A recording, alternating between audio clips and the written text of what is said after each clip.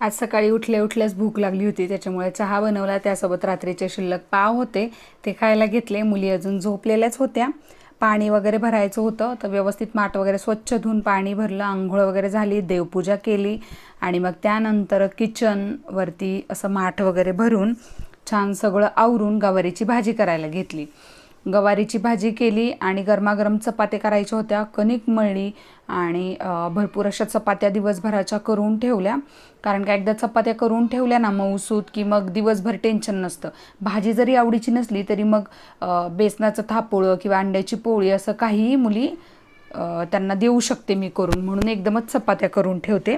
आणि चपात्या आणि गवार अशी छान सुंदर भाजी केली होती.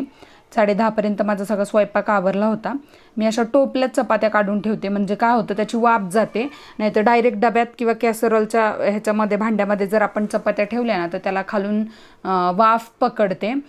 गरम गरम चपात्या भरल्या की ओल्या होतात खालचा 2-1 चपात्या, त्याच्यामुळं मग टोपल्यात ठेवायच्या जरा वेळ आणि पूर्ण वाफ गेली की मग अशा डब्यात भरून ठेवायच्या. तुम्ही बघू शकता किती मऊसूत चपाती आहे आणि या चपात्या संध्याकाळपर्यंत अशाच राहतात. आज काय माहिती का पाऊसच आला.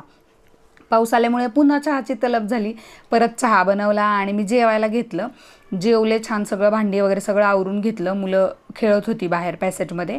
जाऊन एकदा बघून आले तर मला बघून इतके जोरजोरात हसायला लागले मुलं.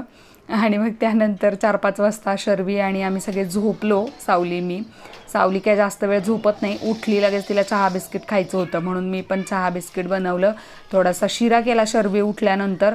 सावलीनी थंब दाखवून सांगितलं की शिरा खूप छान झाला आहे मम्मा. मग शर्वीला पण शिरा थोडासा भरवला आणि संध्याकाळच्या स्वयंपाकाची तयारी करत करत खाली चालायला गेले तिच्यासोबत. आणि शर्वी सायकल खेळत होती. असा होता आजचा दिवस. माझे व्लॉग तुम्हाला आवडत असतील तर मला प्लीज सपोर्ट करा. Thank you so much.